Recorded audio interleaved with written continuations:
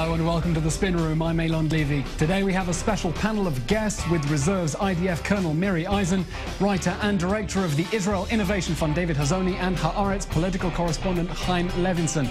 Our three topics of discussion today are women in the Israeli army as hardline rabbis urge young men to dodge the draft over the conscription of women in combat roles. Next up, we'll look at what the US decision to cut aid to the UN's Palestinian Refugee Agency means for the Middle East. And finally, what's next for Israeli-Palestinian peace efforts? Miri Eisen, let's go first to you. As one of the highest-ranking retired female IDF officers, what do you make of this claim from hardline rabbis that the IDF is pursuing a crazy feminist agenda? It isn't a crazy feminist agenda. It's rather what I would call a popular agenda. It's something that's good for everybody. One of the things that I love about Zionism, about modern Zionism, is the fact that it incorporated the women into it, that it brought the women in, both into the fighting units and into everything else in a broad way. When I listen to the rabbis, I hear them looking for an excuse.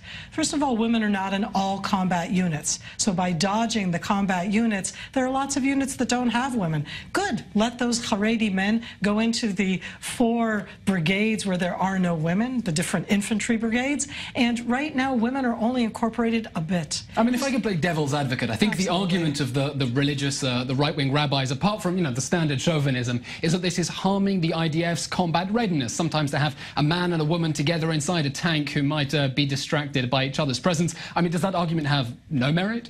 No merit. The IDF has been a co-ed IDF for all of the years. The only thing that wasn't open were the combat units. But in many of the combat units, you had additional women. For a moment, I'm not going to make it something perfect. It is not perfect. But the fact that it is open, that there is that choice, that both women or men are there, we're getting the best of what we have to offer. That's exactly the strength of the State of Israel. It's exactly why our military is different from all others, because we take all of our society, because we incorporate everybody with all of their capabilities. In the combat units, I'm always bugged by the fact that they say women can't carry as much as men.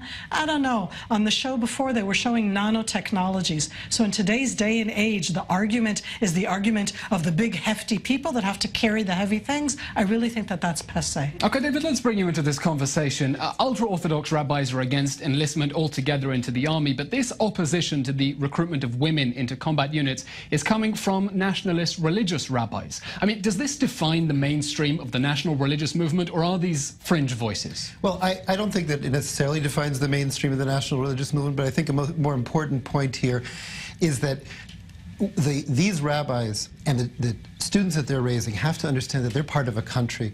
And in that country, like as with any other country, there's a path to being an adult, there's a path to being an elite. I grew up in the United States where I looked at colleges where I was going to go. If you were to come and say to me, you know what, women shouldn't go to Harvard.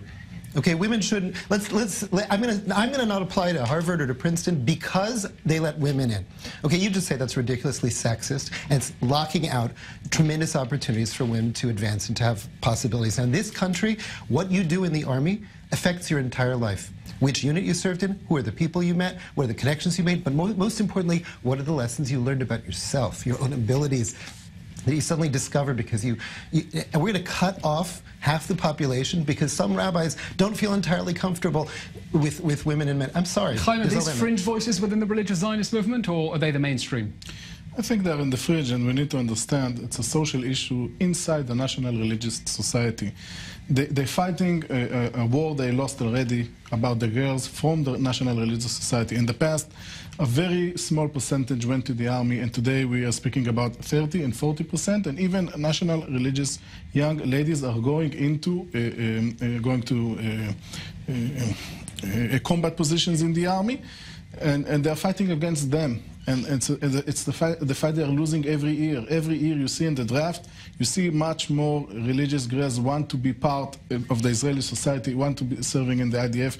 It's fringe voices okay, the reactionary gasp of the dying fringes of a movement. We're going to take a very short break. We'll be back in just a minute to continue this discussion. Do stay with us. We'll be right back.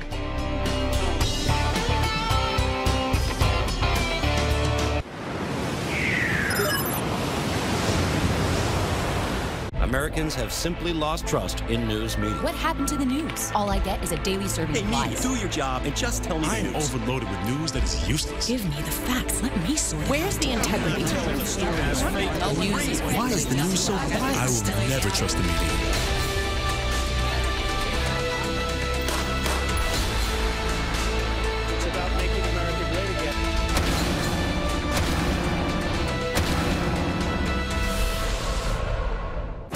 I'm David Schuster. And I'm Shayna Stulin. Join us on I-24 News for our show Crossroads. We bring you a comprehensive and engaging look at the global news and opinions from the crossroads of America. Weeknights beginning at 6 p.m. Eastern, only on I-24 News.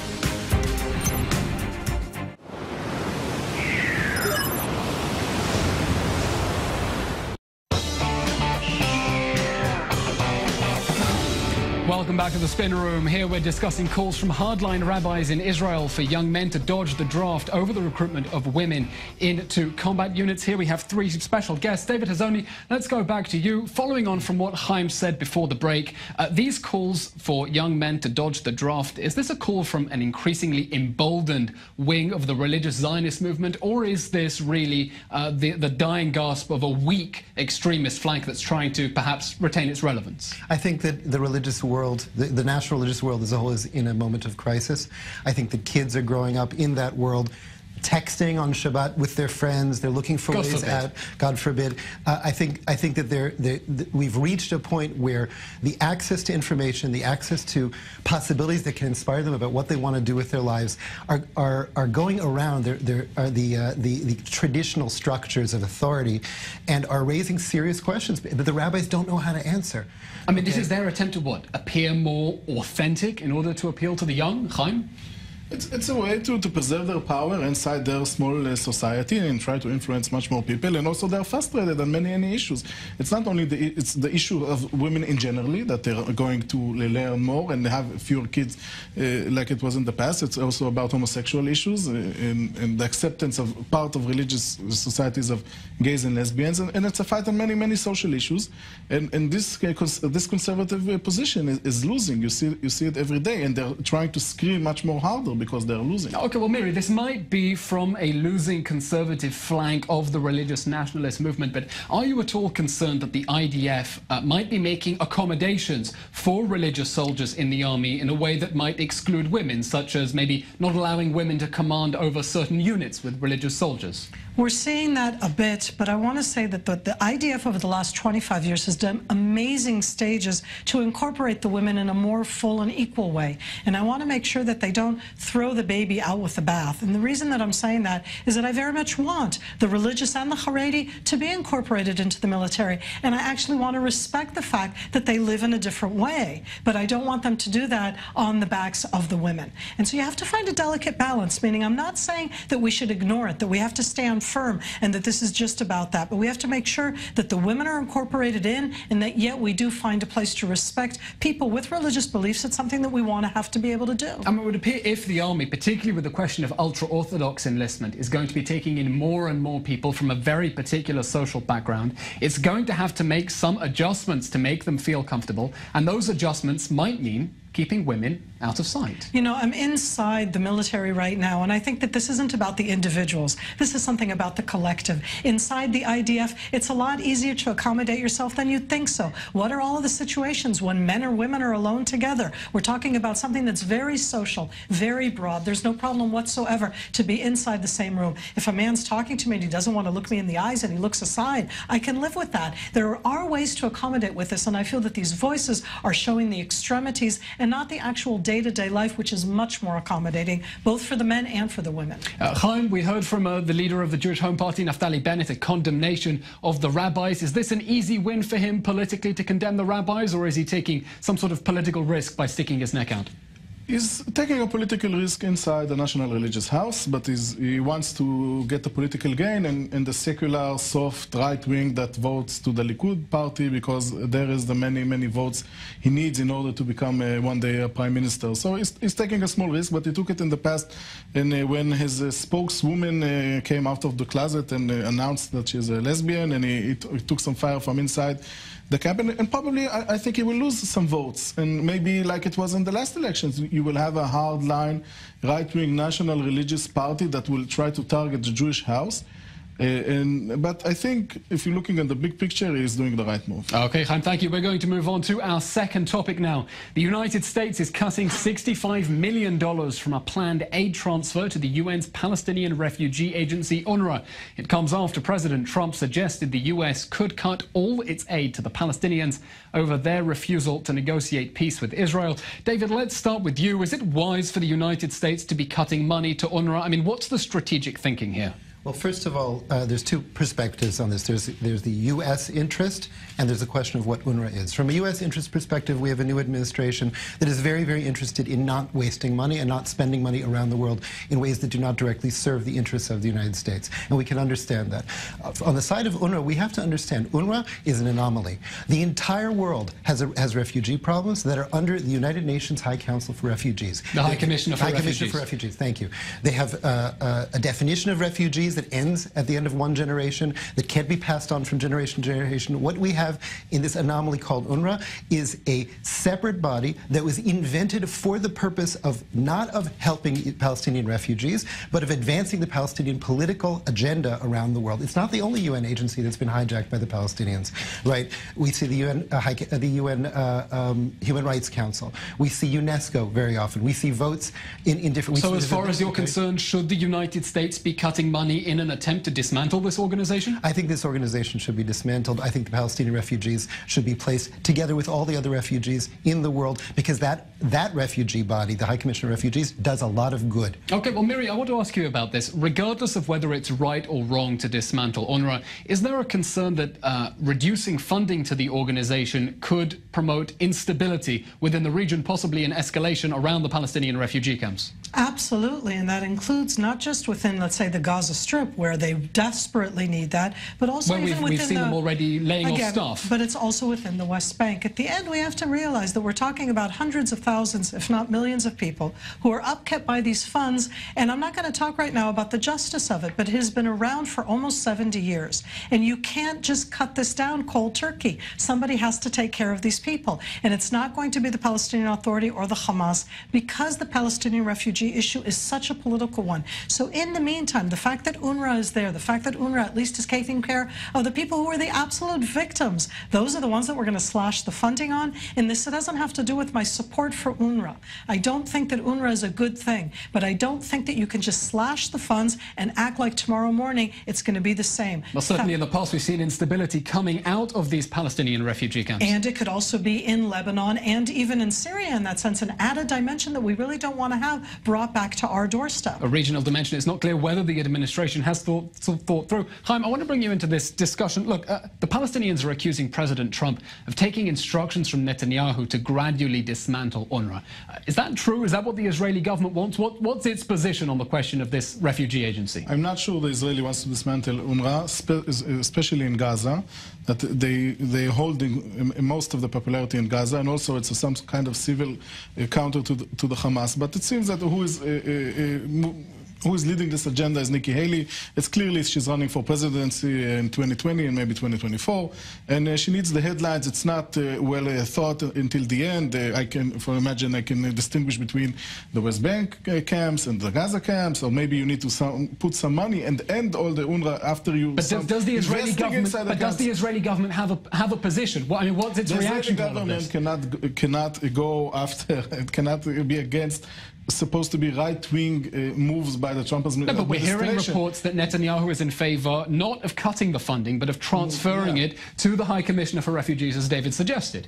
Yeah, I think Netanyahu is acting more wisely, but they cannot go against the Trump. I'm sure Donald Trump didn't go into the details of the plan of cutting the funds of UNRWA, and Nikki Haley spoke about it, and I saw that the State Department is against it, so Netanyahu needs to handle it very, very gently, and until now I think he's doing it well. Okay, we're going to be taking a very short break. When we come back, we're going to continue the discussion about the refugees, look at the bigger picture of the peace process. Chaim, David, Miri, stay with us. We're going to be back in just a minute with the Spin Room. Don't go away.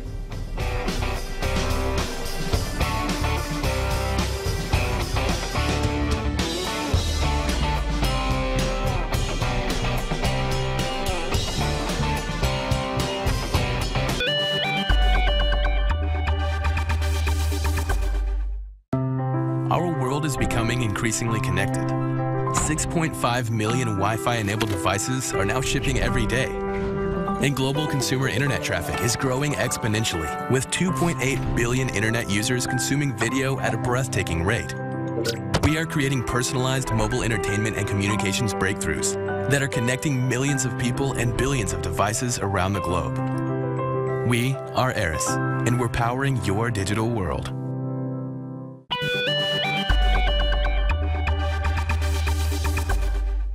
Fearless, timely, and always engaging. Every night, David Schuster brings the news from around the world to your front door. Watch Stateside, weeknights at 9 p.m. Eastern, only on I-24 News.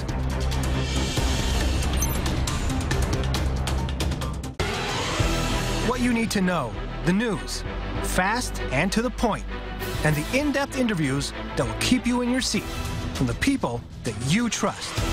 I-24 News presents The New Rundown every Monday through Friday at 1 p.m. Eastern, co-hosted by Nurit Ben and Kalev Ben David. Only on I-24 News.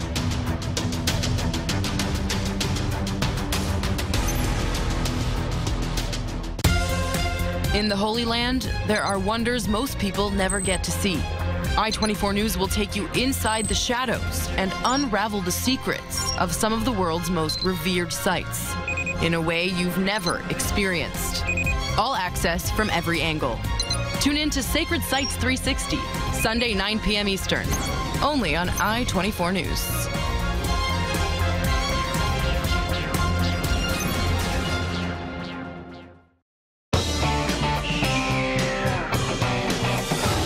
Hello, welcome back to the Spin Room, where we're discussing the White House's decision to cut funding to the United Nations Palestinian Refugee Agency.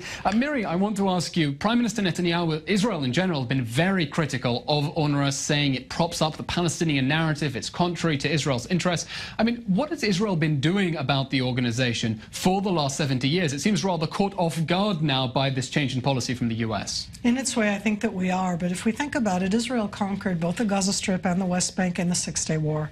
We were the ones who also we preferred to have UNRWA deal with the refugee issue than anybody else. We did not dismantle any of the refugee camps, including one which is in the capital city of Jerusalem, the refugee camp Shuafat. So it isn't. Which is truly extraordinary. I mean, just to highlight to viewers that within the municipal borders of Jerusalem today, there is an actual Palestinian refugee camp. And there are several different UNRWA, both the schools, and these are people who actually have Israeli ID cards. They're not citizens, but they're within the realm of Jerusalem itself. And so I think that Israel, in its own way, has kind of put it aside. We also don't really like to face on. And I think that right now we were kind of caught by surprise in the idea that you can suddenly dismantle it. Within the security establishment, I think are the voices that very clearly are saying it's not a good idea to do this right now because it's going to come and hit us back in a different way. Okay, well, we're going to go on to our third and final topic now. The floundering, some might say dying, or even really probably dead Israeli-Palestinian peace process. In a fiery and somewhat bizarre speech, Palestinian leader Mahmoud Abbas burnt his bridges with the Trump White House, and the PLO is urging him to suspend recognition of Israel. David, this diplomatic crisis between the Palestinians and the Americans, is this all going to blow up in all of our faces, or could this be a strategic opportunity for Israel? This is where I say something controversial. Please do. I think that we are farther along in the direction of having some kind of a peace breakthrough than at any point that I remember. You're going to have to explain. And I'm going to explain why. For all my life, it's been Israel against the Arab world, with the U.S. trying to maneuver, and some other powers. In the last few years, we've seen a major tectonic strategic shift in the region. Okay, you have the Arab League is in tatters. You have the Gulf states that are actually, beneath the surface, desperate to find some way, some excuse to take all this money they have, but it's all centralized in energy, and connect it with Israeli creativity and innovation, and create an alliance against Iran. Okay, the only thing that stands in the way from that, of that is some kind of a breakthrough. So all of a sudden, the powers have shifted a lot. You have Abbas, who is reaching the end of, probably, of an endless four-year term. And he doesn't want to go down quietly. He doesn't want to go down quietly, and what you have in the background is a battle for continuation, for continuity, for who's going to come after him. Nobody knows who's going to come after him, and you can bet that the Saudis, the Americans, the Israelis, the Egyptians, everybody has a hand, and that's before you get to Hamas and Fatah and all of those forces, in trying to figure out how it's going to work later in such a way that the interests that have lined up now between the U.S. and Israel and the Gulf states and Egypt end up being maximalized. It's different. I'm not saying there's a high chance of some kind of a breakthrough, but I do believe in the coming years it's more likely than anything that I've seen, and I've been watching this for a very long time. Do you agree with this assessment because of the regional alignment over the question of Iran? Even if the Palestinians are throwing their toys out of the pram, they're going to be pressured into a deal, or if they decide not to go down quietly, they won't go gently into the night, as we say? I completely don't agree with your analysis. I will explain also why. I think what happened, Abbas was in some meetings in Cairo and Riyadh, and he understands that the Saudis and the Egyptians want to pressure him to some agreement or breakthrough that he will not accept because they want the Israeli money, they want the cooperation from the United States. And he does the only card he has is the Arab public's opinions in Egypt, in Saudi, in Lebanon. So he speaks to the people around the world and trying to hold the position because he's under huge pressure from Saudi Arabia to stop. And why do you think that pressure won't work? They'll force him to come to the table and reach some sort of possibly humiliating deal for them. Until now, it doesn't work, and it's not working. Well, it's only been a recent change in strategy. Mary, is that time to give this new regional world order, a new Middle East, a chance to work? I don't think it's going to go the way we expect. I think that all of the Middle East right now is going through the main issue, which is that half of the population is under the age of 25, including within the West Bank and within the Gaza Strip. I think that that enormous young population looks in and around our arena in a different way. I don't agree with you, David. I'm actually hearing now much more the voices of one state as opposed to two states, and I think in that sense that what we're looking towards right now is going to be a new challenge. There's an interesting twist to that. The more voices that talk about one state within the Palestinian world will actually probably pressure Israel for the first time to really try to get to a two-state, because we don't want that one-state outcome. Let's focus on that specifically. Look, the Palestinians have declared a state. They say they're the independent state of Palestine, but at the same time they're sort of threatening to dissolve their state and demand to merge into Israel as full citizens. Is that a real credible threat? But they're not a state. The fact that they've declared one, there's this difference between the rhetoric and the declarations. The Palestinian Authority does have the self-rule in some areas within the West Bank. They don't rule at all in the Gaza Strip. They're not a self-state. They can't get in and out of it without going through us. So let's not step that step. There's a difference between the rhetoric. And the fact that they talk more and more about one state is because certainly in the younger generation, for a certain degree from the same poll, why not be part of democratic Israel? Not that they want to be a democracy, but be part of this technological democratic Israel as one state. That perhaps could be a better future for them. Okay, a final word, 10 seconds each. Within 1 year from today, has President Trump managed to bring the two sides together for official talks? Chaim? No chance. David? Absolutely. Miri? No way. Okay, well, good to hear from all three of you. We are now going for a very short break. When we come back, we're going to be with our weekly segment, Her Week, focusing on trailblazing women. We'll be here with possibly the first Haredi ultra-Orthodox female ambulance driver in Israel. To our guests, Haaretz political correspondent Chaim Levinson, David Hazony and Miri Eisen. Thank you very much for joining us. We'll be back in just a minute. Don't go away.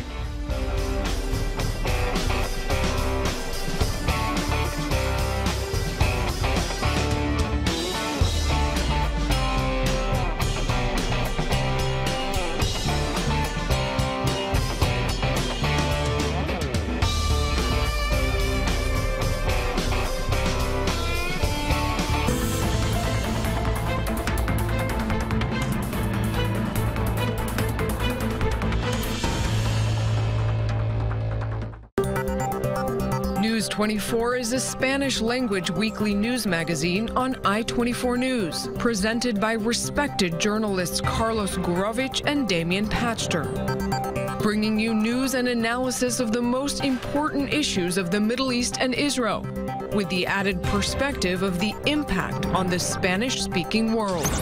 News 24, Fridays only on I-24 News. I'm Lauren Izzo on I-24 News. Join me on high definition right here for an in-depth understanding of Israel's diverse society through groundbreaking documentaries. Join Lauren Izzo weeknights at 10:03 p.m. Eastern, only on I-24 News. I-24 News.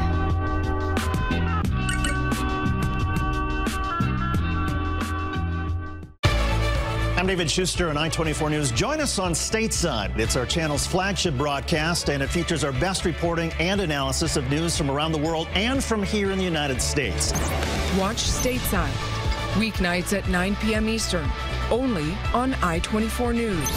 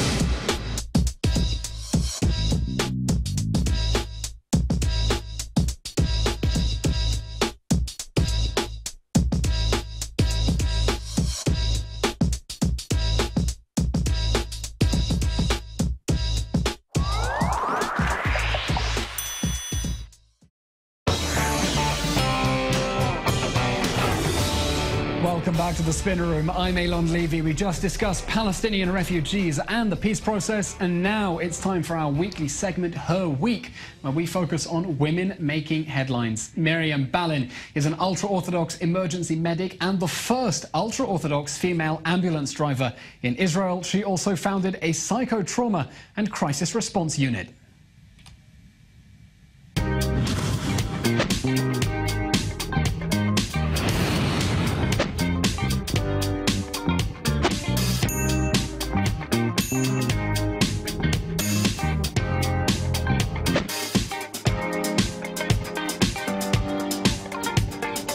Okay, Miriam joins us now in the studio together with I-24 News international affairs correspondent Bianca Zanini. Miriam, certainly an unusual profile for an ultra-Orthodox mother of five. Explain to us how this became your life's calling. For me, it's normal already. This became my passion after having a husband and very involved in medicine for a very long time, both in medical school and then also as a volunteer EMT. And I just saw the face that he had when he would come back from a successful CPR, and it was something that I really yearned to be able to be part of and to get that feeling and that enjoyment and fulfillment. And I finally was brave enough to just go for it. And then the trigger, if I understand correctly, you were in an accident yourself? Yeah, I was actually in an accident crossing a street one day in Jerusalem, and a car stopped. He motioned to me to cross. I started crossing, and unbeknownst to both of us, a motorbike actually just pulled up right behind him, bypassed him, and went directly into me. Gosh. Yeah, so... Okay, well, I mean, from, crises, some people clearly like you emerge stronger. Tell us about this psychotrauma unit that you've established. What does it do? So after being a medic for a while and going around to different calls and seeing the impacts of trauma on people, citizens, witnesses, bystanders, family members, after experiencing something very traumatic, seeing how much that impacted them really made me feel like we need to do something about that and provide like an emotional, psychological response, not just a physical one. And that's when we opened up the psychotrauma unit. It is comprised of psychologists, social workers, psychiatrists who are all available to be able to go out there and to be able to provide emotional stabilization and support to people that are going through what could potentially be the worst day of their life. So this isn't first aid. You don't arrive on the scene where people have just been hit by a car. You arrive a little bit after to help them after the doctors have gone away? So we're sometimes there together with the EMTs and the doctors that are still taking care of the physically injured. Sometimes we come afterwards. Our average response time is 12 minutes all over Israel, which is really commendable. And then we're there to be able to do emotional triage and to help the people that are really suffering emotionally, whether they're screaming and yelling and crying or just in silent terror and can't even speak because of the trauma they've experienced. Let me ask you, you have a very, very unique profile, and how does being a woman affect the work that you do, and how is it how does it affect the work? How does it impact it? I think it contributes a lot to the work and the quality of the work. I think women have the ability to be able to do things with a really nice touch, a motherly touch, a womanly touch. When I go out and I deliver a baby in someone's home because they don't get to make it to the hospital in time for the delivery, and I'm there with that woman and I deliver the baby, I give her a hug, I give her a few words of encouragement, and I tell her her baby's beautiful and that she did a great job. I think it does so much more to her. It gives a whole other level of care, and I think she feels that, and I know she feels that because I get that type of feedback all the time, and that's what gives me the strength to keep going. Even when people are telling me this is a guy's world, this is a man's job, they're strong, they're capable, they're able to get out there quickly. But that's interesting because, sorry, what you're saying here is that you're not stepping into a guy's job, you're actually creating a job that has a very specific feminine touch to it. That's right, that's right. But I wouldn't just go to deliver somebody's baby. If somebody was unconscious right next door to me, I would go and help them myself as well. And I've never gotten to a call ever in my life so far where somebody said, oh no, you're a woman, I'd rather a man. It doesn't happen. People are perfectly happy to have anybody help them in their time of vulnerability. You can't be picky. Yeah. I want to ask you, there was this article about you in the J Post. The first line was like, despite resistance from her Haredi Orthodox community, she became a medic. What kind of resistance have you met? So United Hatzalah and the organization at large was really pro having women involved and had women involved all over the country. In Jerusalem, there was still, unfortunately, a bit of a social dislike towards the idea of women being medics in the Haredi or ultra-Orthodox communities. I think it just came from a lack of understanding of what women could really contribute to EMS. Did it come mostly from the men or from the women themselves as well? It was from the community at large. And finally, I think because we did it sensitively and appropriately, where we kind of eased it in, they were able to recognize and hear the good feedback and what we were able to contribute that was lacking up until then, and then appreciate it. And then I only received support and encouragement, which was really exciting. So that's what you received today? Yes. Support and encouragement. Well, yes.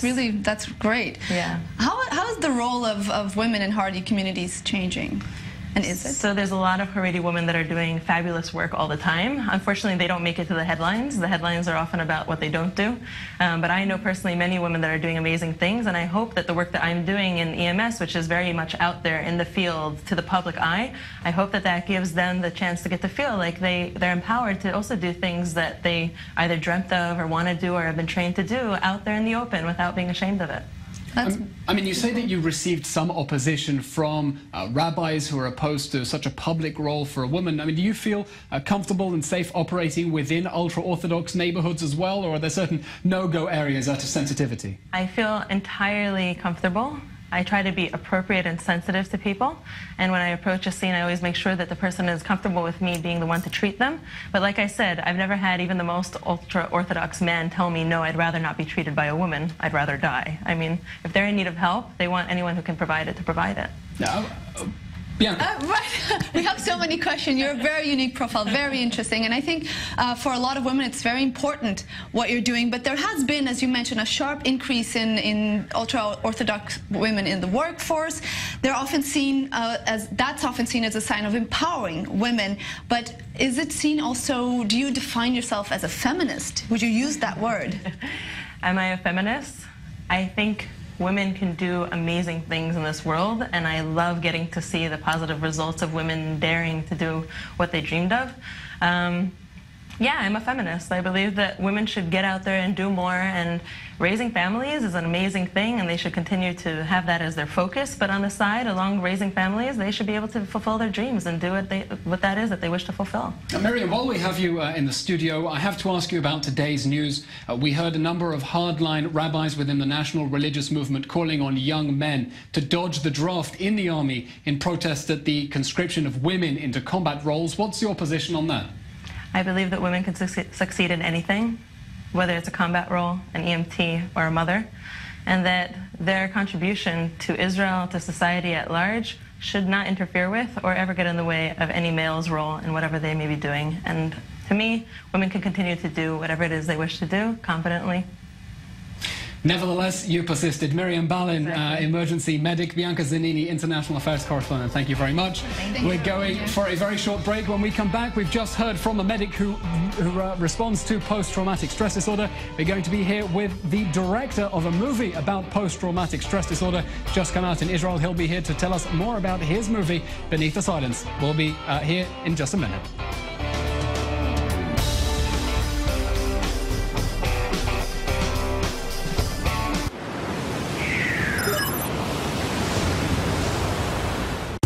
Unflinching, opinionated.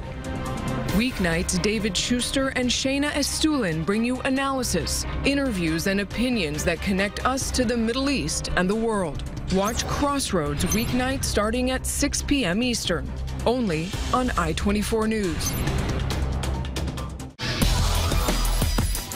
I'm Tracy Alexander for I-24 News. Join us on Perspectives and get the whole picture as we break down the day's top stories from all angles.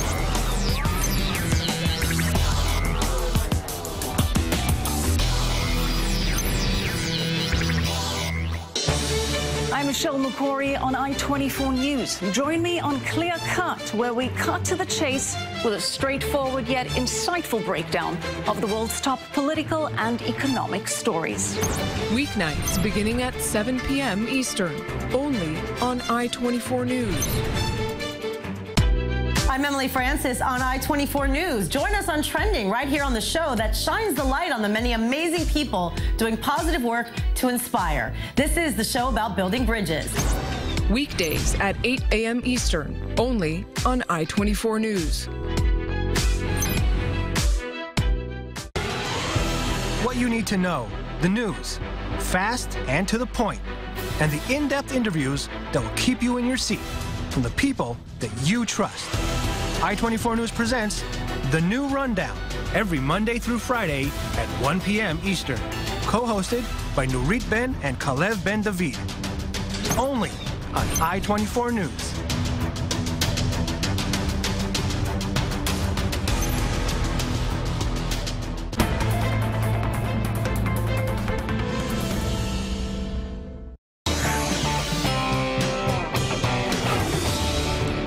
Thanks for staying with us on the Spinner Room. We're back with our weekly segment, Creative Side, where we go behind the scenes with the creative minds shaping our cultural conversation. We've just spoken to a specialist in psychotrauma. Now we're joined by someone who made a movie about that. Erez Mizrahi is producer and director of Beneath the Silence. It's an award-winning film about one family's battle with post-traumatic stress disorder after the Six-Day War. Before we jump into the discussion, Erez, here's the trailer. למה אבא שלך כזה רציני כל הזמן? היה לך לילה ארוך, אה?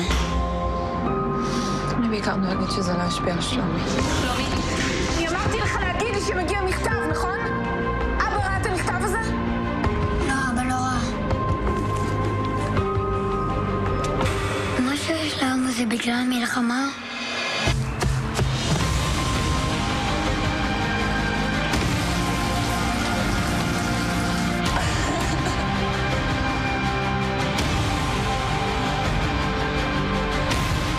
שאתה מבין כמה אני אוהבת אותך.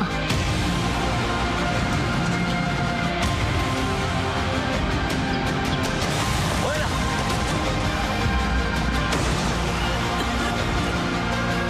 שלומי! לא ידעתי מה לעשות כבר, אי אפשר לדבר איתך, אתה לא פה! אני פה! Erez, that's heavy, hard-hitting stuff. I sort of stopped breathing while I was watching that trailer. Why did you decide to tackle this subject? I think since we live in a country that in the last, since ever we're in a conflict, and it's a country that deals with wars and terror all the time. I think it surrounded us everywhere, and when we started to think about writing the script, we started with we wanted to make a movie about a family that doesn't function because the father is missing. But as we go further with the research, we understand that one of the greatest problems here it's the people that lives among us and don't get treatment. Because I mean, your film is set at a time when PTSD wasn't recognized as a condition at all. Yeah, that was the surprising thing through the research, to understand that almost 20-30 years people just walk around here until the late 70s without getting help, without even know what they have. And it was fascinating for us to research this thing and make a movie about it. The unspoken victims of war, really. Exactly. Erez, as a director, how do you get the actors to get into the zone to play such difficult parts? I mean, it's not a question of lights, camera, action, and suddenly they're able to play with such gravity. Yeah, I think the main thing about directing actors, it's the dialogue. In fact, after you write the script, the job is only the work just starting, because you need to talk about it, to read a lot about it, to meet people that has PTSD and suffer from it. And with the actors, we actually built the characters, we built the rhythm of the film, and it's the most fascinating part of the work. Extraordinary. Listen, it's been 10 years since the release of the movie Waltz with Bashir, another Israeli film that deals with post-traumatic stress disorder. Is this now a recurring theme within Israeli art and culture, dealing with PTSD? Has that conversation developed at all within art in the last 10 years? Yeah, I think it's always there, because you always see movies. I think each year or a few years you see a movie that touches this problem and this phenomena. And it's nice that you mentioned Waltz with Bashir, because Ari Folman was our teacher back at the college, and it's like closing a circle for us. But I think when you live in a country like Israel, you have to deal, we wanted to deal with the things that are really matter to us, and it's the people surround us. I mean, you're absolutely right to say this is a really central, painful issue for Israel on a personal level, with all the wars and terror attacks. But have you found from international festivals where you've screened the film that other people have been responsive to the theme of PTSD, or is it alien to them? That was the most amazing thing, because when we went to this one-year tour around the world, showing the film in such in so many places like Montreal, like Hamburg, and you see that the main thing that the film creates, it's a dialogue about trauma, about dealing with trauma. And it's in Israel, it's terror, it's war, but in other places it could be even a relationship, a bad relationship, or other things, and we received responses, like amazing responses, about that people can really relate with how to deal with trauma, how to scream it out and not keep it inside. And I understand you also received an invitation from Malaysia. What happened there? Did they confuse you with breaking the silence? The Malaysia story was funny, because suddenly we got, we sent the movie, after we won the Best Actress Award in Shanghai, we received an invitation from the Malaysian Film Festival. We were very excited, because Israelis usually can't go into this country. We don't have a visa to go in this country, but after we started to make all the arrangement to go to Malaysia. Suddenly, I think they realized that they made a mistake, and they just told us, we love the movie, but sorry, we can't screen it this year, even though you have a great movie. That must be disappointing as an artist, to say the least. Of course, because we always want that that art will make a bridge, you know, through politics, through conflicts, and for us it was amazing to be the first Israelis that. I mean, what, the original invitation came from the Malaysian government? Yeah, it's not from the government, it's from the festival. And then the government put its foot down and told the festival they couldn't bring you. Well, that suggests that even if the government's against it, nevertheless, there are still artistic voices that are trying to bring people together. Erez, I want to ask you, this is a question about one family's battle with PTSD. Mm-hmm. For you, is the movie a personal story about the personal confrontation with PTSD, or is there some sort of political metaphor here about a society that is still ultimately shell-shocked? Personally, I don't have, I don't suffer from PTSD, but I feel that when you live in a country like Israel, we all have PTSD in some kind of a level, because you live here and you live from, we had like, since I was born, we have like 3 or 4 wars and always terror attacks and things like this. So you live all the time. I think that every person in Israel have a friend, a brother, or a neighbor. Everyone's been pained by it. Erez Mizrahi, I'm afraid to have to cut you off. Thank you very much for that fascinating discussion. We're taking a short break now. When we come back, we're going to be with I24 News Ultimate Washington insider Dan Raviv for more on what's happening on Capitol Hill. Erez Mizrahi, thank you very much. We'll be right back.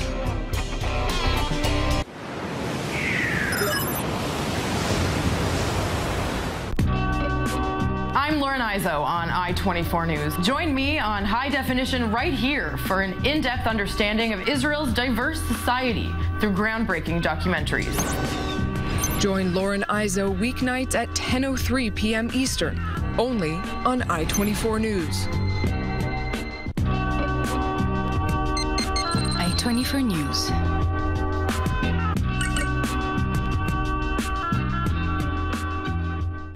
Fearless, timely, and always engaging. Every night, David Schuster brings the news from around the world to your front door. Watch Stateside, weeknights at 9 p.m. Eastern, only on I24 News.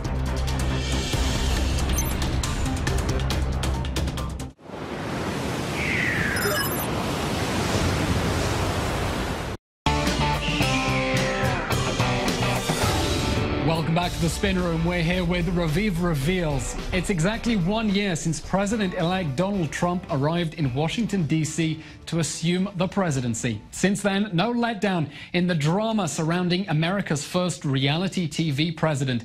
Dan Raviv is I24 News' ultimate Washington insider. He joins us now from the Capitol. Dan, high stakes on Capitol Hill, where former White House chief strategist Steve Bannon gave testimony to the House behind closed doors for 10 hours, but refused to answer lawmakers' questions. What do we know about what happened behind closed doors? Well, I figure it's impossible, Eylon, that he said absolutely nothing for 10 hours. The key was, according to congressional staffers, that Steve Bannon, who was fired from the White House last August and then fired from his website, Breitbart News, about a week ago, did say, I've been told by the White House not to answer any questions about my dealings with Donald Trump during the transition and in the White House. Now, this was not some formal claim of executive privilege, and lawyers for the committee apparently were outraged, and they quickly typed out a subpoena and presented him with that. So the committee thinks that he's violating the law by not answering. We don't know where that's going to lead, and we don't know what else Bannon might have said about what the Trump team did or didn't do with Russia. But we know what Bannon said in that best-selling book by Michael Wolff, Fire and Fury, a lot of negatives about the Trump family and others in the Trump circle. So it seems to me that investigators probably do know more. And don't forget the special prosecutor, Robert Mueller, he has subpoenaed Steve Bannon to come and testify before a grand jury. So there's a lot more to be found out, at least by the investigators, Eylon. Okay, well, after spilling the beans to Michael Wolff for Fire and Fury, Steve Bannon is now claiming his right to remain silent. But as you say, we now have a subpoena from the special counsel Robert Mueller for Steve Bannon. What does he want from Bannon? Where does Bannon fit into this Russia probe?